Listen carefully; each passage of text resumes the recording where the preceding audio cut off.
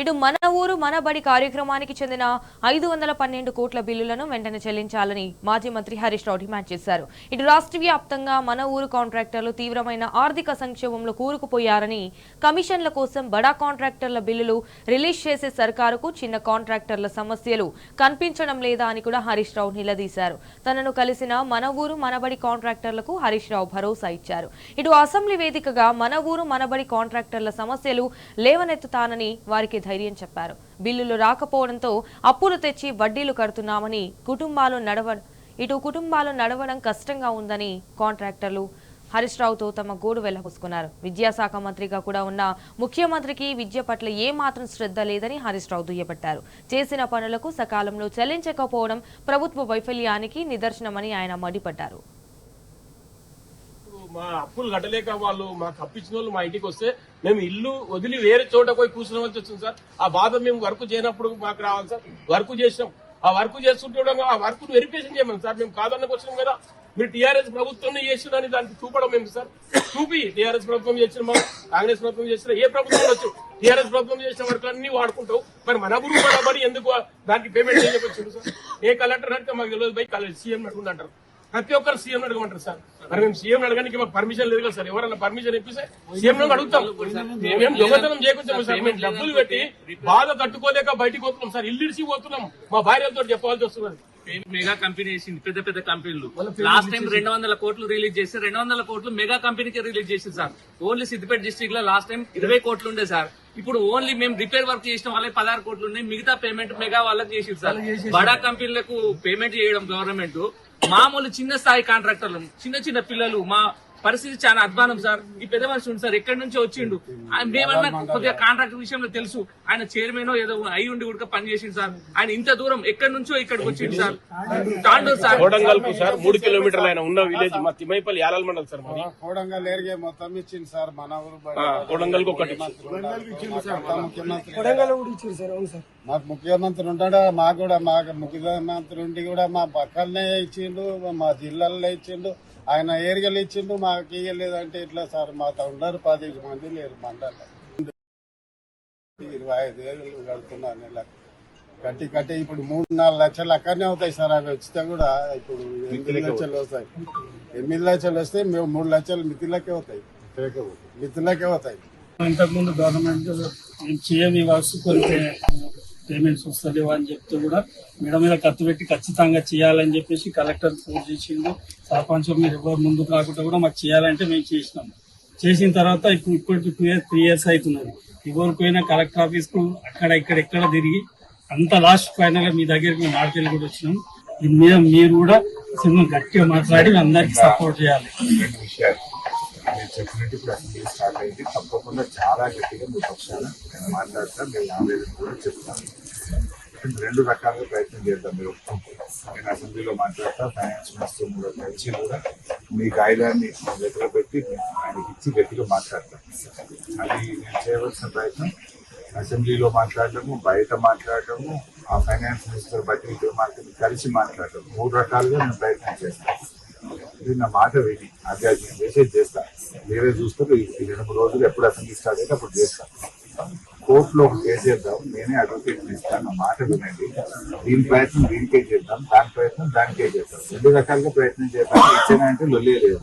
ఇవ్వకపోతే అదన్నే ఉంటుంది. ఇది ఇస్తారేమో అని చూడబట్టి మీరు 2 ఏళ్ళు అది అయితే లేదు, ఇది పోతలేదు. ఇది గతంలో కాంగ్రెస్ ప్రభుత్వం పడిపోయి బీఆర్ఎస్ వచ్చింది. అప్పుడు మేము ఇది కాంగ్రెస్ ప్రభుత్వంలో అయిన పని అని మేము ఆపలేదు. అట్లా ఎన్నో రకాలుగా వ్యవసాయానికి సంబంధించిన వడగళ్ల వాన నష్టం కానీ, లేకపోతే ఆరోగ్యశ్రీ కానీ, 108 కానీ, తర్వాత కాంట్రాక్ట్ బిల్స్ కానీ, తర్వాత ఫీజు రియంబర్స్మెంట్, కాలేజీల పిల్లల పైసలు కానీ కాంగ్రెస్ ప్రభుత్వం బకాయి పెట్టిపోతే ప్రభుత్వం అనేది ఒక నిరంతర ప్రక్రియ. ప్రభుత్వానికి పార్టీలు ఉండవు. సో మేము ఆ రోజు కాంగ్రెస్ నుంచి మనం వచ్చినాం. వస్తే మరి అన్ని మనం ఇచ్చినాం, అన్ని కూడా అదే పద్ధతిలో కొనసాగింది. ఆ రోజు ఎక్కడ కూడా ఇది కాంగ్రెస్ ప్రభుత్వ హయాంలో జరిగిన పని అని మేము ఆపలేదు.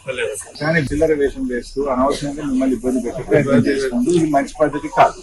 అయితే ఈ విషయాన్ని నేను శాసనసభలో గట్టిగా ఎవరైతే ప్రభుత్వంతో మాట్లాడతాను. మీరు ఒక అడ్వకేట్ అప్పచెప్తా, మీరు వెళ్ళి కలిసి ఒక కేసు కూడా వేస్తే 2 ఏళ్ల నుంచి టైం బాయ్. ఈ పార్టీకి ఆర్డర్ వచ్చి ఈ పార్టీ కోర్టు పోయిన వాళ్ళు కొంతమంది బిల్స్ ఇస్తున్నారు కంటెంప్ట్ చేసి. సో మనం అటు నుంచి కూడా కొంత ప్రయత్నం చేద్దాం. నేను మన బీఆర్ఎస్ లీగల్ సెల్ లో టీం ఉంది, వాళ్ళకి అప్పచెప్తా, ఇటు మాట్లాడే ప్రయత్నం చేస్తా, కలిసి నచ్చ చెప్పుతా, ఇదివరకు కూడా చేసినా మళ్ళీ గట్టిగా చేస్తా. కానీ అది ఇది రెండు చేద్దామని నేను అంటున్నాను. మీరేం ఫీజులు కట్టాల్సిన అవసరం లేదు, వాళ్ళ లీగల్ డిపార్ట్మెంట్ ఉన్నది. ఇట్లా ఎవరికైనా అన్యాయం జరిగినప్పుడు వాళ్ళకి సాయం చేస్తారు. అంటే కేసు వేస్తారు సార్. కొన్ని చైర్మన్ వర్క్స్ సంబంధించి వాళ్ళు వచ్చి సంతకం పెట్టుకోమని మా వాళ్ళు చేసేస్తారు. కాంట్రాక్టర్ వీళ్ళు ఎవరు పెద్ద కాంట్రాక్టర్లు కాదు, వీళ్ళంతా కూడా దాంట్లో ఉన్నదానికి రెగ్యులర్ పనులు చేస్తుంది కాదు. అందువల్ల నేను ఏమంటున్నా అంటే మీరు తెలంగాణ భవన్ పోతే మా లీగల్ డిపార్ట్మెంట్ ఉంటుంది, వాళ్ళు మీకు గైడ్ చేస్తారు. మీ కాగితాలు తీసుకొని వేసి ఆ ప్రయత్నము అటు జరగదు. ఈ ప్రయత్నము నేను మీకు చెప్పిన విధంగా మీరు చూడండి, గట్టిగా చేస్తారు.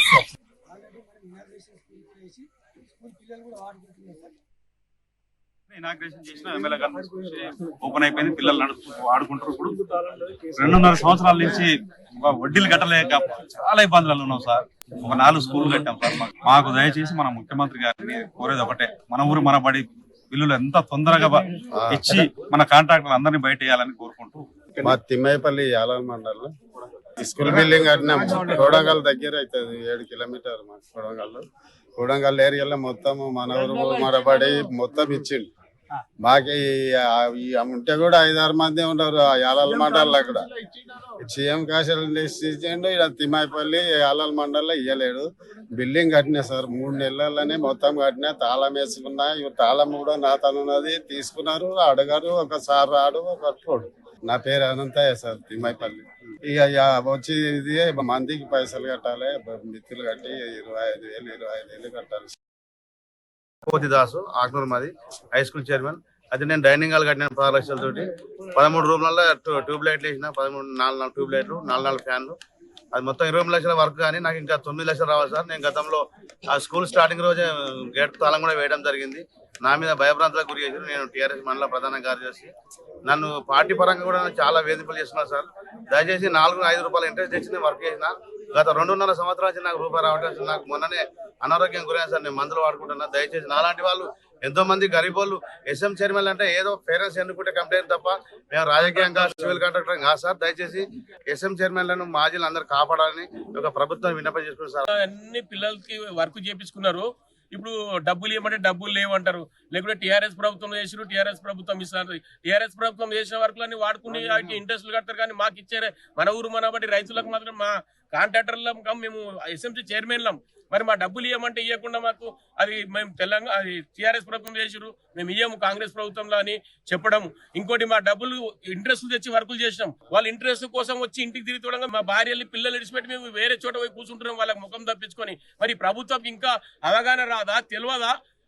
ప్రభుత్వం చూడకొచ్చిందా? ఆ ప్రభుత్వం చూసేటి స్కూల్లో మాత్రం పిల్లలైతే చదువుతురు కదా, మరి వారు వేరే స్కూల్లో చదవకొచ్చారు కదా. మేము వర్కులు చేసిన దాని కింద మంచిగా హాయిగా ఉంటున్నారు పిల్లలు. మరి ప్రభుత్వంకు కళ్ళు తెరిచి చూసి మన ఊరు మన బడి పేమెంట్లని అతి తొందరలో ఇవ్వాలి. 400 మందిని తెలంగాణలో 400 మంది వచ్చినాం సార్. 300 చిల్లర కోట్లు